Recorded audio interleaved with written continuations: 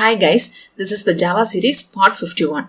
In the last session, we have discussed about the types of inner classes like member inner class and anonymous inner class. Now let's discuss about the local inner class. How can we create the local inner class?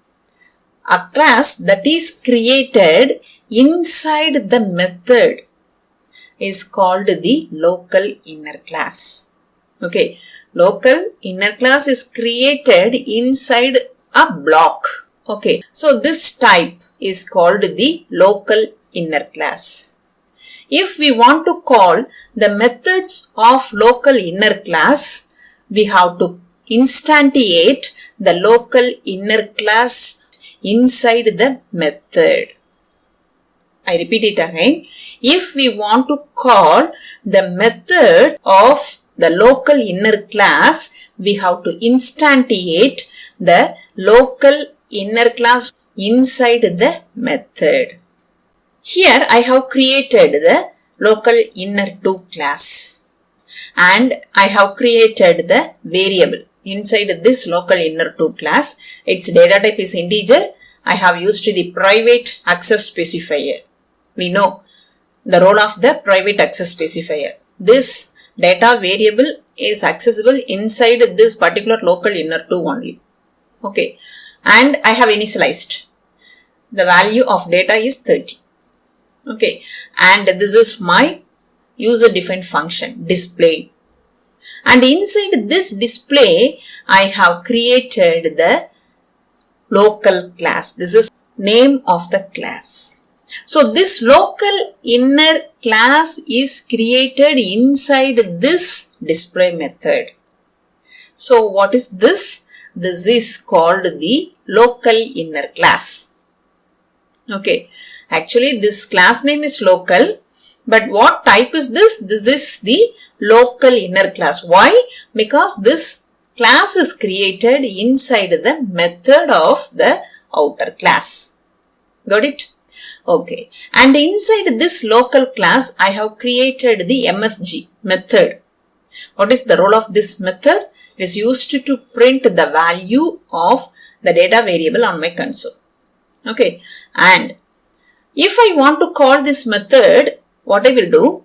I have to instantiate the local inner class inside the method. So here I have created the object of this local inner class. Okay, and here we know the role of the new keyword. New keyword is used to create the memory for this object during the execution of the program. And this is the local inner class default constructor. Okay, now I want to call this method. So I can use this object to call this method. Okay, so we have to instantiate this local class inside this method. Okay, now after encounter this line, what will happen? The control jumps from the 18th line to the 10th line. Okay, and this statement will be printed on our console. The value of data is 30 will be printed. Okay, and here we have the main method. Inside this local inner2, we have the main method. So my file name should be same as this class name. Okay, local inner2 is my file name.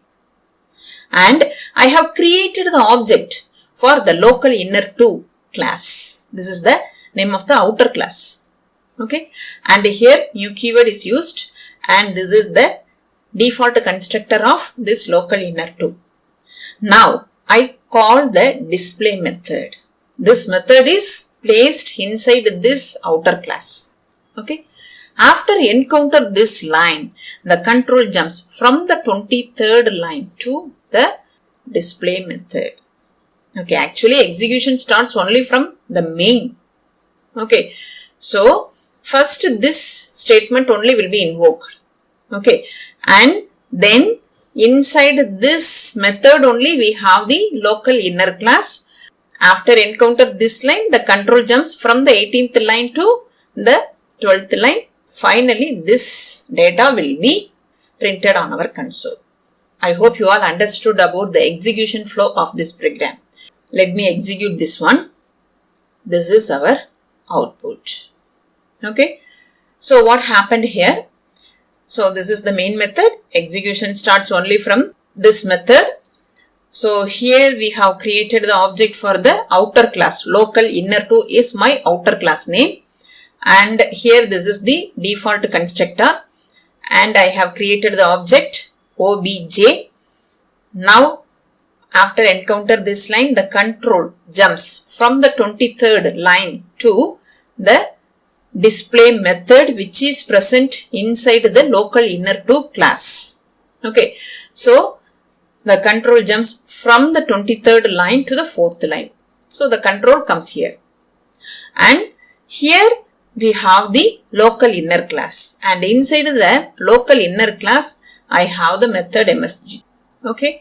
And then here I have created the object for the local inner class. This is the name of the object of the local inner class. Okay. And this is the default constructor for the local inner class. And after encounter this line, the control jumps from the 18th line to the 12th line. So the value of data variable value is 30 is printed here. Is it clear? Okay. Now I uncomment this statement. Again I execute the same. Now our output is 500. Why? Because inside the display method we have this statement. Okay. So we got 500. Okay. If you not provide the data inside this display method means only the outside data is printed. Otherwise, the data which is present inside the display method only is printed. Okay. That's why we got this output. So we have completed all the non-static inner classes.